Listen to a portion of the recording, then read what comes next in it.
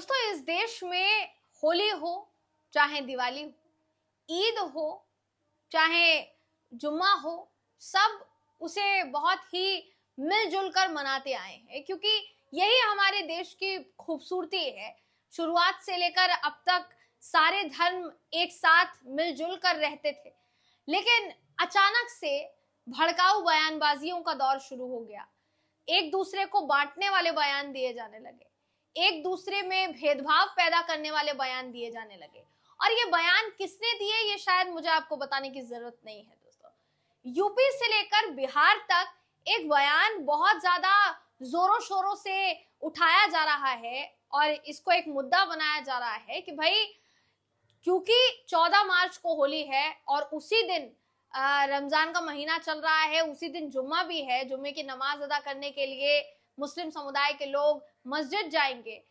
एक तरफ उत्तर प्रदेश में वहां के सीओ यानी पुलिस अधिकारी ये बयान देते हैं कि अगर रंग से परहेज है तो घर से बाहर मत निकलिए, घर में नमाज पढ़िए।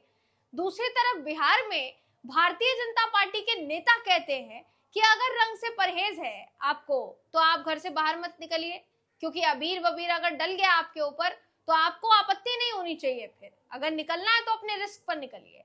यानी उत्तर प्रदेश से लेकर बिहार तक फिलहाल मामला जो है गर्मा गया है, लेकिन बिहार में ज्यादा गर्मा गया है, क्योंकि भारतीय जनता पार्टी के नेता के बयान पर पूर्व मुख्यमंत्री, बिहार की पूर्व मुख्यमंत्री राबड़ी देवी भड़क उठी और ऐसा भड़की कि उनका बयान हर तरफ चर्चा का विषय बना हुआ है। क्या बयान दिया उन्होंने, बताऊंगी इस वीडियो में आपको, आखिर तक इस वीडियो को जरूर देखिएगा। नमस्कार दोस्तों, मेरा नाम है जयंती झा और आप देख रहे हैं न्यूज सर्कल। दोस्तों, राबड़ी देवी जो कि पूर्व मुख्यमंत्री हैं बिहार की, लालू प्रसाद यादव की पत्नी हैं, तेजस्वी यादव की माता हैं, उन्होंने एक बड़ा बयान दिया है, जिस बयान को भारतीय जनता पार्टी के लिए बड़ा संदेश, बड़ा संकेत माना जा रहा है। क्यों माना जा रहा है? वो इसलिए क्योंकि बीजेपी के एक बड़े नेता ने बयान दिया कि अगर आपको रंग से परहेज है तो आप कृपया करके किसी भी कीमत पर, रंग से परहेज के लिए किसी भी कीमत पर घर से बाहर जो है आप बिल्कुल भी मत निकलिए, और अगर आपको घर से बाहर निकलना है तो अपने रिस्क पर निकलिए। पूरा बयान देखिए क्या सामने आया है। बयान जो दिया वो बीजेपी के विधायक हरिभूषण सिंह बचौल ने दिया, जिस बयान पर राबड़ी देवी ने तीखी प्रतिक्रिया देते हुए न सिर्फ भारतीय जनता पार्टी को चुनौती दी, बल्कि पीएम नरेंद्र मोदी जी को भी चुनौती जो है उन्होंने दे दी। बीजेपी विधायक हरिभूषण ठाकुर ने बयान क्या दिया? हरिभूषण ठाकुर बचौल ने बयान दिया कि मुसलमानों को उन्होंने कहा कि वो होली के दिन अपने घरों से बाहर नहीं निकले, वरना रंग लग जाएगा। भाजपा विधायक ने यह भी कहा कि जुम्मा 52 होता है, होली 1 होती है। ऐसे में मुस्लिम समाज के लोग होली के दिन अपने घरों से बाहर नहीं निकले। अगर घर से बाहर निकलते हैं तो बड़ा दिल दिखाइए, उनके ऊपर अबीर गुलाल लगता है तो उसका विरोध नहीं करे। बचौल के इस बयान पर बिहार की सियासत फिलहाल के लिए गर्मा गई है। राबड़ी देवी ने इस पर जवाब दिया और जवाब देते हुए उन्होंने कहा कि बीजेपी के विधायक को आने वाले चुनाव में बिहार की जनता सबक सिखाएगी, बिहार से भगाने का काम इनको किया जाएगा। जनता इन्हें बिहार के साथ साथ देश से भगाने का भी काम करेगी। उन्होंने पीएम मोदी को भी चुनौती देते हुए ये कहा कि अगर नरेंद्र मोदी जी में हिम्मत है तो आए बिहार और मुसलमानों को यहाँ से भगा कर दिखाए। उन्होंने ये कहा कि आए बिहार, हिम्मत है आप में तो बिहार आइए और देश भर से या बिहार से आप मुसलमानों को भगाने का काम करके दिखाइए। ये सवाल जो है, ये जो चुनौती है, ये दी राबड़ी देवी ने। ये जो बयान दिया दोस्तों हरिभूषण ठाकुर ने, ये बयान उनका आप अगर सुनेंगे संभल के सीओ का बयान तो ऐसा लगेगा आपको कि उन्हीं सीओ के बयान से प्रेरित भारतीय जनता पार्टी के विधायक का बयान लगता है।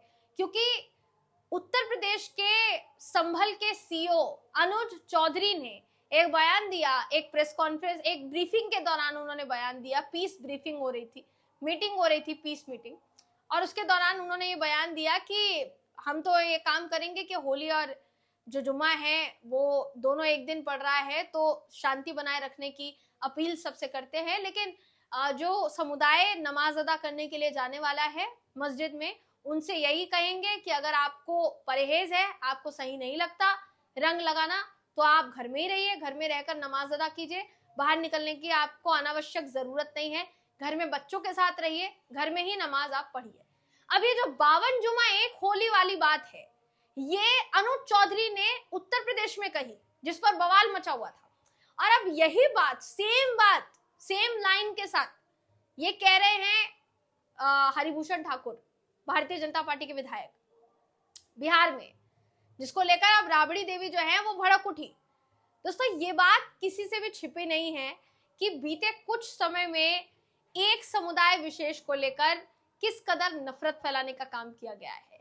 ये बात किसी से छिपी नहीं है और बार बार इसका आरोप भी किस पर लगता है, किस दल पर लगता है, ये भी किसी से छिपा नहीं है, ये भी सबको पता है। आरोपों को जस्टिफाई करने की बजाय उन आरोपों को और ज्यादा बढ़ावा किसकी तरफ से दिया जाता है, ये भी आप अच्छी तरीके से जानते होंगे। कुल मिलाकर जैसे जैसे अब होली नजदीक आ रही है, वैसे वैसे अब लोगों के दिमाग में भी ये उठेगा ना कि अगर आप एक सत्ताधीन पार्टी होते हुए, एक सत्ताधीन पार्टी के नेता होते हुए अगर इस तरीके का बयान देते हैं, तो एक बड़ी आबादी बिहार में मुस्लिम समुदाय की भी रहती है, उनकी तरफ से क्या सोचा जाएगा, उनको क्या लगेगा। आप चलिए, बिहार में तो एक नेता ने बयान दे दिया, उत्तर प्रदेश में तो एक पुलिस अधिकारी इस तरीके का बयान दे रहे हैं, जिन पुलिस अधिकारी की जिम्मेदारी बनती है कि दोनों पक्षों को कहा जाए, आप दोनों को, अगर एक को जुमे की नमाज अदा करनी है तो आप शांतिपूर्वक जाकर मस्जिद में जुमे की नमाज अदा कीजिए, जिनको होली मनानी है वो होली मनाए, हमें किसी तरीके की कोई आपत्ति नहीं है। हम दोनों तरफ सौहार्द कायम करने का प्रयास करेंगे, दोनों तरफ हम शांति कायम करने का प्रयास करेंगे, किसी तरीके की कोई परेशानी किसी को ना हो, इसको हम सुनिश्चित करेंगे, ये पुलिस की जिम्मेदारी होती है। लेकिन सीओ अनुज चौधरी ने जो कहा उसने सबको चौंका दिया, और उसके बाद बिहार से जो बयान अभी सामने आया है उसने तो चौंका ही दिया है। बिहार में इस साल के अंत में विधानसभा चुनाव होने वाले हैं और उससे पहले भारतीय जनता पार्टी के विधायक का ये बयान और उस पर प्रतिक्रिया राबड़ी देवी की आना, ये किसे फायदा पहुंचाएगा ये तो एक अलग बात है।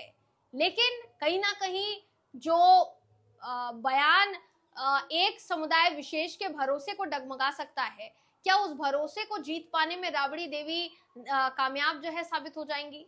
सवाल फिलहाल के लिए ये भी पूछा जा रहा है, क्योंकि अगर किसी राज्य में चुनाव नजदीक है और इस तरीके की बयानबाजियां हो रही है दोस्तों, तो इसको चुनाव से कनेक्ट जरूर किया जाएगा।